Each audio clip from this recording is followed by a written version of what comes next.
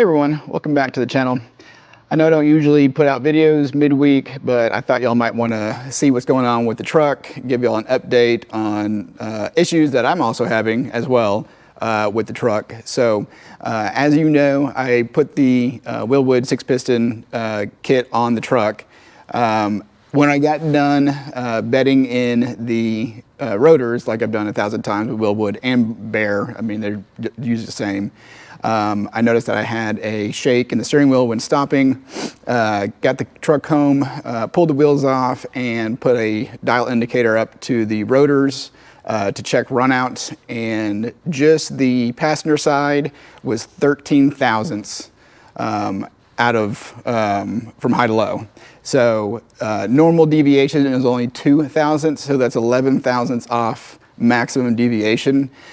So called Wilwood, they wouldn't do anything. So as you can see, I pulled the Wilwoods off and am checking to see if that's the only issue I had. I also noticed a vibration when driving different miles per hour, like 50 to 55, and it would go up to like 68, or start again at 68 and then stop for a little bit and come back. So I also went and checked the drive shaft as well. So I'm pretty much trying or looking at everything right now as far as things that are causing vibrations and things that I've added recently.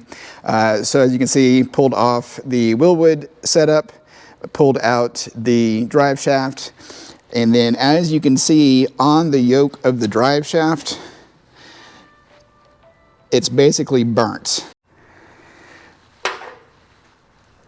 So while it was riding up in there, I went to go check the play in the drive shaft itself. So I checked the rear, it was fine, went up to the front where this goes into the transfer case, grabbed a hold of the yoke, and then it was able to move inside the transfer case in here. So I'm assuming that this is riding, I think there's a brass or bronze or something bushing inside there. So I think that this has too much play in it, and so it's burning those bearings that are inside there, or seals that are inside there.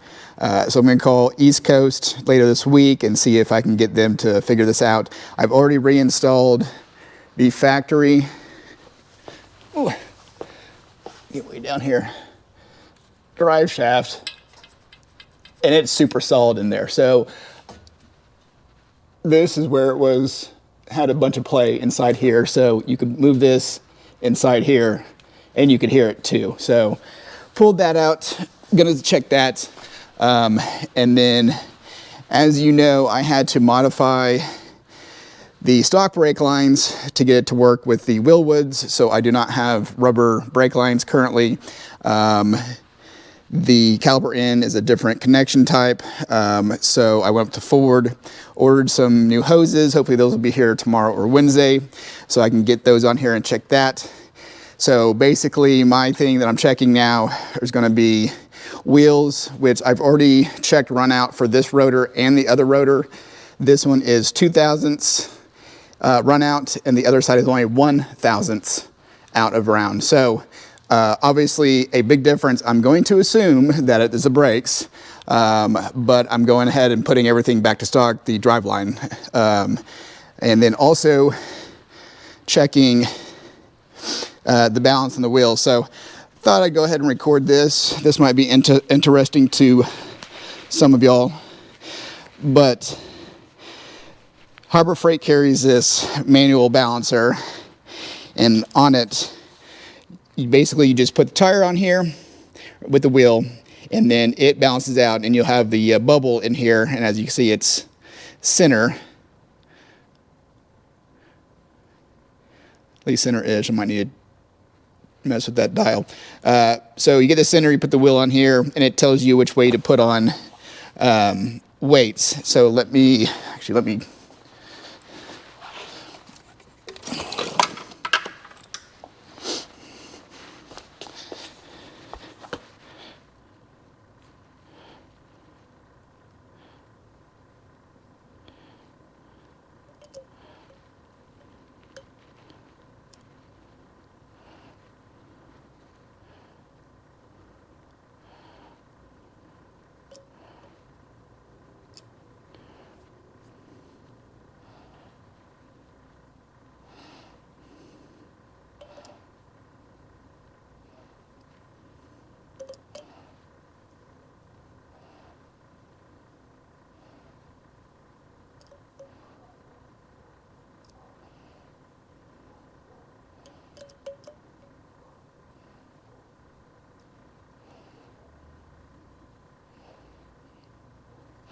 Okay, so that's centered now. So sometimes you got to mess with these adjusting screws to get this centered, but I did put a level on the base, so I know it's level. So, now once you got that set up and the bubble in the center, so you have the black, which basically the bubble inside there, it should be fine. But if you want it perfect, then you got to get it dead on. So we've got our wheel here. So I already had these balanced, but I'm checking them again. So I tore off all the weights.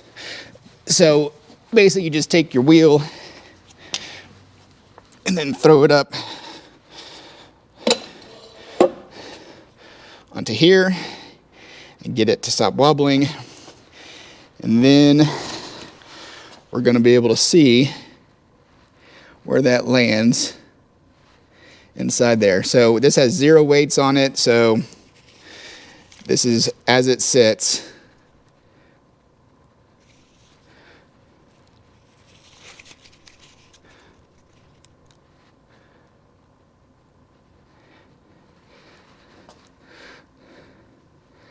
So as you can see, that's pretty good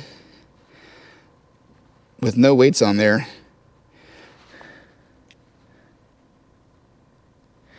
So let me just show you though, just so you see. So got your weights.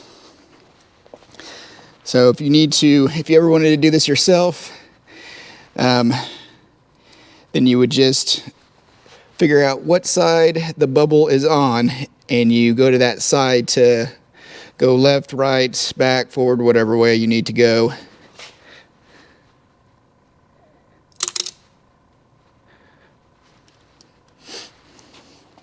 So since the bubble is that way, we would put the weights right around here. They would stay. It's not moving. So there we go. So that is dead center. So putting the weights there, so then we would just mark the inside, and then we would place the weights on the inside of the wheel, and then it would be balanced. So take my wax pencil, and then I like to mark the center of where the weights are going to go, which would be right about there-ish. All right.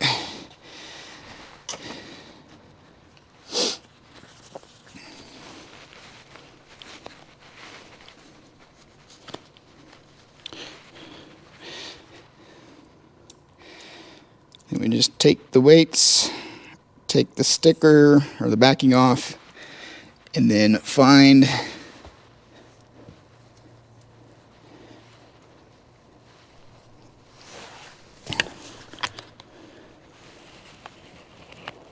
the center, and get the wheel weights put on, and then we will recheck it just to make sure we're right. If we get this, I can stop moving. Bam, look at that, dead center. All right, so now that we know that the wheels are balanced, because I've already done that one, I'm gonna wait for the brake lines to show up so we can get the stock brake lines on, take the truck back out, do some test driving, and then we'll go from there, and then I'll keep you all updated. But just wanted to show that this happens to everybody. Nothing goes right the first time, second time, or third time sometimes. And sometimes things just pop up and things happen, so you got to figure it out. So I'm having to pull off all my drivetrain stuff that I put on, and then I'm going to start adding stuff back slowly. So I'll probably start back with the Driveshaft once I get a hold of East Coast Driveline to talk to them about the yoke play. So I'll put that back in once I get back from them. The Wilwood brakes, I did buy some new rotors, so I might deal with that later on.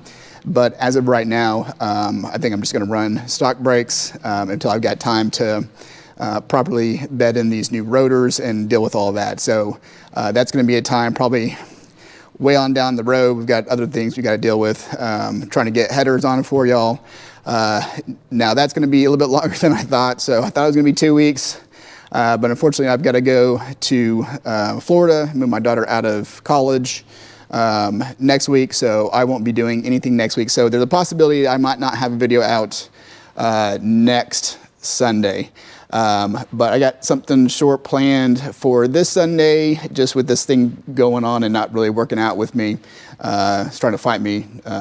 So we're going to try to do maybe I got a gauge pod for a Banks iDash for the truck. Steering wheel should be done this week, so I'll probably try to get that on this week as well. Maybe combine both those videos because those two shouldn't take that long. And then also give you an update once I get the brake lines on and get the truck test driven and see if the vibrations and the vibrations while braking stop as well. So I'll give you an update. So until this Sunday, check you later.